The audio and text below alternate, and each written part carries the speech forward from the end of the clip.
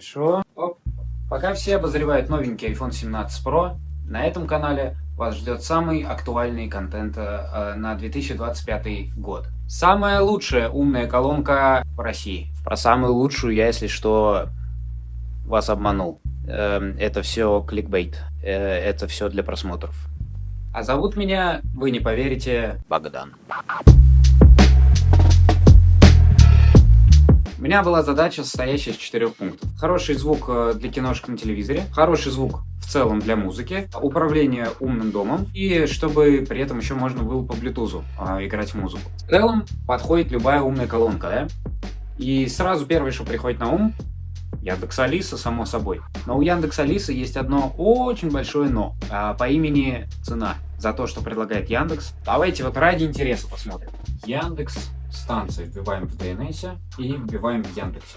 Что нам предлагает DNS? Яндекс станция MIDI за 13 тысяч рублей. 24 ватта, и я ее слушал. Она звучит. За эти деньги, даже и близко нет. И вот, допустим, если мы хотим ее подключить к телевизору, вам нужно 2 таких колонки. Это уже 26 тысяч. Дальше что у нас предлагает Яндекс? Яндекс станция Макс за 30 тысяч рублей. Да, тут вопросов нет. Я ее тоже слушал, там и качество звука хорошее, и громкость максимальная хорошая, и с басом проблем нет. То есть отличная колонка. Но не за эти деньги. За 30 тысяч рублей одна колонка.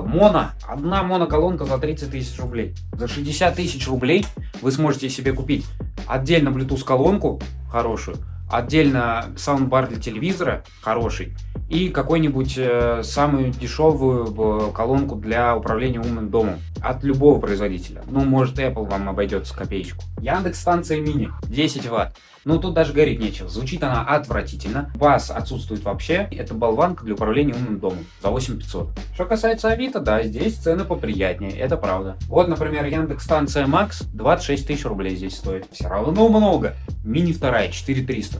Яндекс станция MIDI 10 тысяч. Понимаете, к чему я веду? За те характеристики, которые они предлагают, они стоят очень дорого. Я думаю, хорошо, Яндекс откинули. Что у нас еще есть на рынке? Маруси есть, но это я откинул просто моментально. Так и что же я в итоге-то купил? Опа! Вот такую банку огурцов приобрел. Это у нас Сбербум. И как я говорил, я хотел приобрести это как саунд-систему для телевизора, поэтому я приобрел целых 2. Поставим ее вот сюда. Так, давайте одну сразу подключим. Вот, кстати, у меня вот так вот красиво она подсвечивается. Каждая из этих штук на Авито у меня вышла в 4500. С Яндексом, например, новым, как мы убедились, и на Авито тоже будет сложно найти, потому что что-то очень большие цены на Яндекс станции на Авито. За стереозвук я по итогу заплатил 9 тысяч рублей. И по характеристикам там есть все, что мне нужно. 40 ватт звука с хорошим басом, где ты различаешь весь инструментал в треке, присутствует. Управление умным домом присутствует. Подключение к телевизору как саундбар присутствует. Подключение по Bluetooth присутствует. Но так почему же я соврал, что это самая лучшая колонка-то? По порядку. Кому не интересны характеристики, можете промотать. Там я отметил главу, где я заканчиваю этот бубнеж. Начнем с дизайна. Дизайн пушка. Для меня. Выглядит минималистично, стильно и взгляд на себя не забирает. Все, что мне нужно. Плюс, как я уже сказал, вот здесь есть кружочек, который красиво подсвечивается, когда идет проигрывание какой-то медиа-контента. По характеристикам, на бумаге все пушка. Опять же, я говорю, 40 ватт звука, топовый бас. Я слушал одну из самых популярных Яндекс-станцию 2. Так там баса вообще нет. Звук улетает куда-то вообще наверх. Низкие улетели наверх, верхние улетели еще выше, чем нужно. Средние, хоть как-то держатся на середине, но как будто тоже уходит вверх. Низов вообще не хватает. Музыка максимально плоская. Да, голоса слышатся хорошо, инструментал там распознается тоже в тяжелых треках, но тебя вообще даже не качнет. Здесь очень хороший сабвуфер стоит. Я сначала не поверил всяким обзорам другим, типа розетки или Вилсаком, у которых это все закупили, но проверил сам. Бас божественный здесь. Отметочка за эту цену. Найти лучше можно без проблем. Но вот за эту цену с умными фичами нет. Дальше. Вот эти кнопочки сверху. Тут 4 кнопки сверху. Кнопочки физические. Но если честно, вот они у меня там под телевизором стоят. Мне кажется, я ни разу не воспользовался кнопками. То есть все управляется голосом. У большинства эти колонки будут стоять где-то под телевизором, уже встроенный в дизайн. Назовем это так.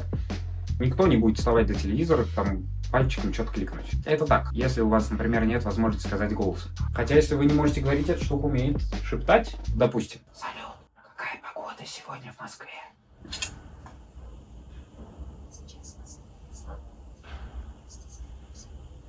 вы не услышите. Она там автоматически выстраивает громкость. Дальше что еще из такого базового рассказать? Да, наверное, хватит. Что? Звучит хорошо. Работать работает. Поехали к минусам. Ну что, теперь расскажем, почему я поставил жирную звездочку после фразы «самая лучшая колонка». Сейчас будет самая сладкая информация. Те, кто посмотрит обзоры розетки Wylsacom, подумают: вау, я вам расскажу, что это вообще отвратительная колонка. Не берите. Спойлер. Давайте вот прям спойлер сразу. Те, кому нужно устройство, которое просто безотказно работает, это не ваш вариант. Если вы какой-нибудь энтузиаст, которому периодически там не лень поправить какие-то баги за разработчиками Сбера, или если вы готовы сэкономить достаточную сумму денег на фоне с Яндексом, например, при этом получить хороший звук, но постоянно бороться с багами, то это тоже ваш вариант. Вот я, например, принадлежу ко второму кругу людей. Я такой немножечко энтузиаст, задротик, и мне вот не лень этим заниматься. Хотя в последнее время, вот мне кажется, недавно какой-то апдейт вот они накатили на эти колонки. Как будто все стало хуже, и даже мне уже становится лень это все исправлять. Салют. Колонка сейчас не подключена к интернету. Салют. Погода в Москве. Колонка сейчас не подключена к интернету. Сейчас в Москве пасмурно. Температура плюс 8 градусов и почти нет ветра. Такая погода продлится до конца суток. Салют. Колонка сейчас не подключена к интернету.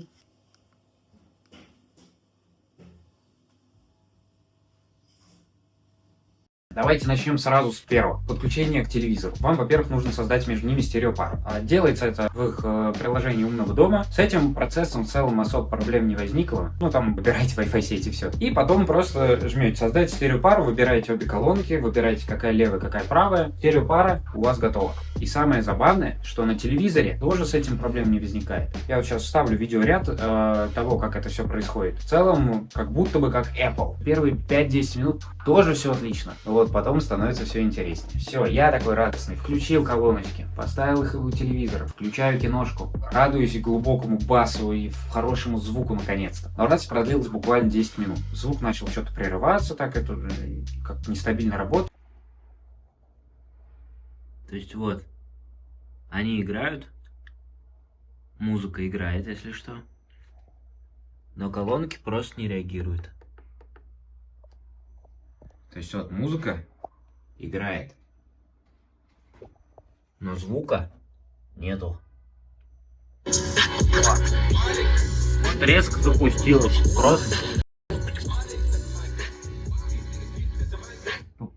И пропала. Вот, пожалуйста, вот отличная демонстрация работоспособности.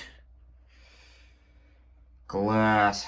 Я такой думаю, ну окей, продлилось там это 5 секунд, и потом опять нормально. Потом спустя 10 минут опять такая же ересь. Может, какой-то временный баг. Но то, что произошло спустя 40 минут, меня вообще повергло просто в шок. Вот эти две прекрасные колоночки решили сделать такой пранк. Звук пропал на 5 секунд, при этом фильм продолжил работать. Потом включился, я такой, ну окей, с этим можно смириться. Но дело в том, что звук продолжился с момента, когда колонки зависли. То есть в итоге звук начал отставать на 5 секунд. Я бы еще смог стерпеть тот факт, что просто звук пропал на 5 секунд и продолжился с нужного места. Но вот стерпеть тот факт, что звук продолжился 5-секундной давности, этого стерпеть невозможно. Потому что, ну, это просто невозможно смотреть сериал или фильм. И как же эта проблема решается на этих колонках? Отвязкой от телевизора и привязкой к телевизору обратно. И так приходится делать раз в час, раз в 2. И единственный способ избежать таких проблем, мы заходим в настройки, мои устройства, выводить звук на стереопару отключаем и включаем. И на время все будет хорошо. Но только на время. Это если вам не повезет. Если вам повезет, то где-то раз в неделю. Но вот прям стабильно, где-то раз в неделю, в какой-нибудь случайный день приходится заниматься вот такой вот хренью, что приходится отвязывать и привязывать стереопару к телевизору. И при этом именно вот в один какой-то день он каждые там 10-15 минут вот так отваливается. То есть там у вас неделю все хорошо, а через неделю все плохо. То есть тут задержка, ну где-то секунд 10 сейчас была. Вот, допустим, я включаю, звук есть, подключение к стереопаре есть, выводить звук на стереопару. Ни одна. О, заиграла левая. Правая не работает. Заиграла левая. И пропала. Они реагируют. То есть я их включаю, подключаю. Они реагируют обе. Но при этом звук играет вот на этой. А вот на этой тишина полная. Что с этим делать, я не представляю. А вот это уже решается перезагрузкой телевизора и колонок. Потом решил спросить в поддержке, поддержка советует то же самое. А вот я вам что скажу-то. Это вообще неудобно. Вы садитесь вечером после работы посмотреть кино, отдохнуть, а вам приходится заниматься вот этим. Я вот живу, например, со своей невестой, и когда такое происходит, я этим всем занимаюсь. Но вот если она одна это делает, ей просто лень это делать, она просто отключает эти колонки и слушает сериал с динамиков телевизора. Я вам скажу так, там звук отвратительный, но лучше стабильный и плохой звук, чем нестабильный и хороший, если честно. А перезагружать телевизор во время просмотра, ну, это секунд 30-40 минимум. И ладно с телевизором все кнопками там перезагрузил и пошло дело. С колонками-то все сложнее. Опять же, я упоминал про то, что многие их встраивают там, допустим, в дизайн, в полку внутрь вот так вставляют. Нету прямого доступа вот сюда сзади к кабелю. А нет никакой функции перезагрузки через кнопку или через голос. Такого нельзя сделать. Вам нужно по старинке выдернуть кабель и вставить кабель обратно. И то есть, если вы вписали колонку уже в свой там ремонт, думая, что вам не придется ее трогать, так не получится. Ну, то есть, на самом-то деле, основной минус, что нельзя перезагрузить голосом. Ну, это что за бред? Как это нельзя перезагрузить голосом? Кто это вообще придумал? Почему нет? Ну, то есть, я не вижу причин, почему. Типа, что случайно выключишь колонку? Пусть она попросит подтверждение, и ты скажешь «подтверждаю». Или по нажатию там кнопки, по удержанию кнопки выключения микрофона. То есть случайно этого не сделаешь. А если ты держал кнопку выключения микрофона 10 секунд, ну, значит, ты уже что-то балуешься не случайно. Пусть она тогда и перезагрузится. Будешь понимать хотя бы, что это делает. Вот это решение проблем постоянное, это как минимум человеку, который, даже если близок к технологиям, но просто не хочет заморачиваться, я уже не могу рекомендовать вот эти колонки к покупке. Но знаете, в чем еще минус? Что даже если у вас это будет стабильно работать, у вас в любом случае будет задержка звука, так как они работают по Wi-Fi. У них нет формата проводного подключения к какому-то источнику. То есть они подключаются исключительно по Wi-Fi. И если у вас плохой Wi-Fi роутер, скорее всего, это не для вас. У меня хороший Wi-Fi роутер, у меня 2 Wi-Fi роутера. Я проверил работоспособность на обоих. На самом деле подтверждаю, на одном работает хуже, на другом лучше. На одном я просидел, допустим, там 3 месяца на одном, у меня это отваливалось там раз в неделю, а вот на другом Wi-Fi роутере у меня, например, также отваливалось все раз в неделю, но при этом раз в 10 минут еще и помехи случались. Звук такой прям вот как будто тарахтит, как будто, знаете, вот 3.5G вынимаешь и вставляешь. Вот такие вот помехи. Они подключаются по Wi-Fi, они друг с другом связываются по Wi-Fi и с телевизором связываются по Wi-Fi. Телевизор отдает сигнал, передает их на одну колонку, эта колонка передает сигнал на эту колонку, и при этом, пока они передают сигнал между друг другом, они берут задержку, ну, где-то, наверное, полсекунды минимум, ну, чтобы синхронизировать звук между друг другом. И то, кстати, у них с этим тоже проблема. Примерно каждый раз, когда ты телевизор отправляешь в сонный режим, ты выводишь телевизор из сонного режима, и они чуть-чуть, но десинхронизируются. И решается все так же, просто перепривязываешь колонки к телевизору. Но, допустим, у вас работает все идеально. У вас в любом случае, даже в идеальных условиях, будет задержка где-то полсекунды. Потому что, ну, так работает способ подключения. То есть у вас нет других вариантов. Хоть вы там самый навороченный Wi-Fi роутер поставьте, все равно быстрее не станет. И ладно, у меня смотрю киношки на плеере, в котором есть возможность задержку поставить. То есть синхронизировать звук и картинку. То есть сдвинуть звук. И я, в принципе, сдвинул. Для меня как будто бы задержки нет. Но далеко не во всех плеерах есть такая настройка. Ну, думаю, ладно, хорошо, стерпим. За такую цену стерпим. Потому что звук-то хороший. А как там с блютузом-то? У меня сценарий действий в голове какой был. Друзья приходят домой и хотят запустить свою музыку. Да, они могут это голосом сказать, но про включение музыки голосом мы сейчас с вами тоже поговорим. Вот, у меня было в планах, что, допустим, человек приходит, там, у него какой-то свой плейлист, и он по блютузу подключается к колонке. Так, по итогу, с блютузом все те же самые проблемы. Ты подключаешься по блютузу, все работает хорошо, но вдруг резко через 30 минут соединение просто обрывается. Иногда это решается тем, что ты просто переподключаешься. Иногда оно само подтягивается, тоже более-менее терпимо, но, например, если вы отдыхаете с друзьями там дома, это уже, ну, не так не работает уже. Но один раз я проигрывал музыку по блютузу, Bluetooth. В какой-то момент музыка просто отвалилась. Я думаю, ну ничего страшного, сейчас переподключится. А все, оно больше не переподключалось. Вообще никак. Хоть попереключайся между устройствами, вообще никак. Все, Bluetooth, грубо говоря, сломался. И тут вообще решение мне поддержка подсказала гениальное. Вообще просто не то, чтобы отключаешь колонку от сети. Ты в принципе сбрасываешь колонку. То есть ты отвязываешь ее от своего аккаунта. Что-то там нужно было один раз включить, один раз выключить. Помните, что-то там нужно было подождать какое-то время, когда она выключена. Потом вставить обратно, что-то еще сделать. И потом перепривязать к аккаунту обратно. Гемор какой-то. Ну просто гемор. И по Bluetooth задержка вообще какая-то космическая. Ну секунду, наверное.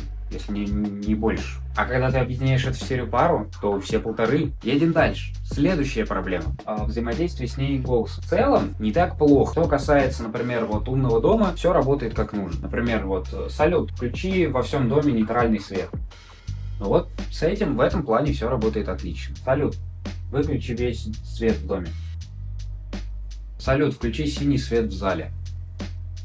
В принципе, работает. То есть я там настроил сценарии всякие, там я говорю режим кино, и у нас там включается там гирлянда, свет, там вот телевизор там включается в определенном режиме. То есть с этим проблем вроде бы нет. Кроме моментов того, что, например, вот у меня есть камера, а ее подключить никак нельзя к этому умному дому, вообще никак, то есть нет поддержки камеры. Есть поддержка сторонних устройств, вот, например, у меня стоит кормушка для кошки, ее добавить туда нельзя. По факту это ты управляешь светом, парочкой розеток, да и в целом, наверное, все. Ну это ладно, это я уже ушел от темы, про умный дом у Сбера тоже будет отдельный выпуск, там тоже, конечно, все не так однозначно, грубо говоря, говно. Основная проблема больше с... Хотя нет, я вспомнил, здесь тоже есть проблема, просто я этим не пользуюсь, но здесь тоже есть проблема. Есть такая функция адаптивная громкость, и в целом работает нормально. То есть если у вас громко включена музыка, и ты спрашиваешь про погоду, оно там автоматически подстроится под текущую музыку. Проблема в том, что в стереопаре это не работает. То есть, если у вас две колонки объединены в стереопару, это просто не заработает. Основной мой сценарий, что я слушаю теперь не через Bluetooth, а у меня на телевизоре стоит Spotify, к телевизору подключены колонки, и я через Spotify включаю треки, и они включаются на колонки. Сейчас покажу, как это работает. Вот, мы заходим в Spotify. Работает это следующим образом. Мы заходим в Spotify, выбираем, у меня тут есть Sberbox, выбрали Sberbox. То есть сейчас у меня на телевизоре появился арт-трека, и вот музыка играет с колонки. Пока что для меня это самый удобный сценарий действия. Почему я это рассказываю?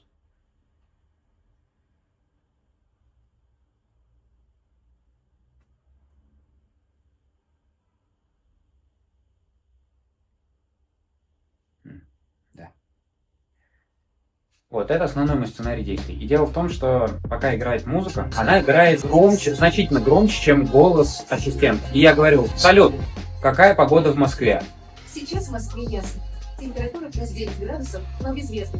Вам, наверное, было слышно хорошо. Утром, когда вот просишь ее сказать погоду, ну вообще ничего не слышно. Адаптивная громкость с этим как-то вот помогала. Я честно скажу, вот со Spotify вообще отвратительно. Ничего не слышно. А это единственный сценарий действий, когда вообще можно этим пользоваться. Потому что Сберзвук, самый главный минус голосового взаимодействия с колонкой, это их сервис Сберзвук. Вроде бы неплохой сервис. С поддержкой типа Hi-Res, без потерь, lossless. Но вот честно, на сайте эти колонки пиарят как устройство, на котором вы сможете послушать lossless через сервис Сберзвук. Да нахрен это надо? Вообще ничего, ноль разницы. Да, вы как бы можете на них это запустить, но разницы ноль. И главное, lossless вы можете послушать только спрашивая включить трек голосом. Все, другому никак. Ну да, там я сейчас расскажу, там через приложение это можно сделать. По факту это еще сложнее. И да, вы можете попросить включить трек, и он заиграет. Но обычно-то мы как музыку слушаем? Мы же слушаем не один трек, мы слушаем какой-то плейлист. И опять же, да, если у вас какой-то уже готовый плейлист составлен,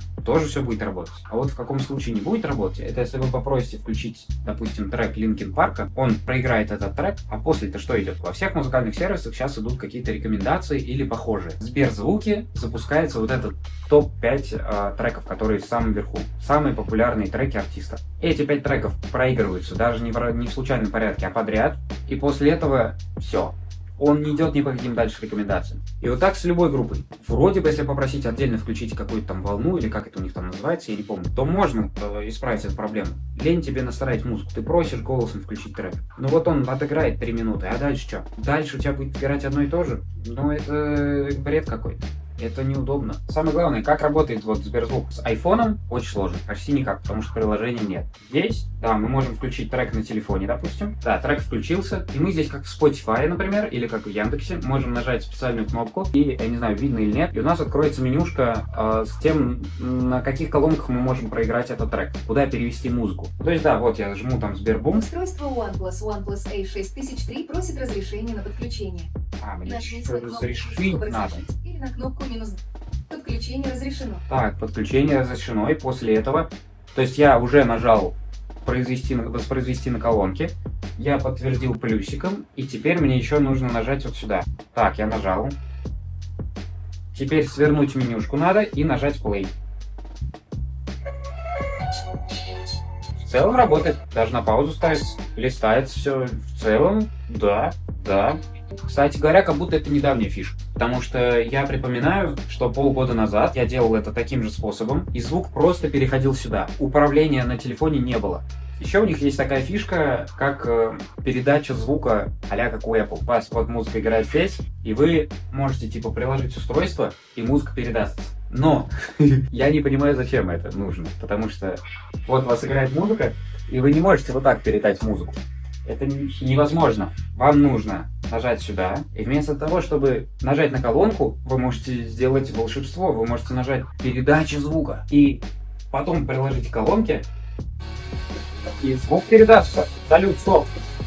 Кстати говоря, в этом сценарии контролировать музыку уже нельзя. Зачем нужна эта функция, я не понимаю. Когда проще нажать на кнопку, и у вас все без проводов, без какого-либо взаимодействия физического, все подключится, все.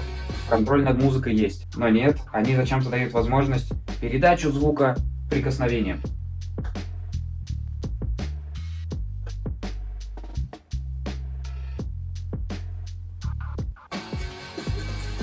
Салют, стоп.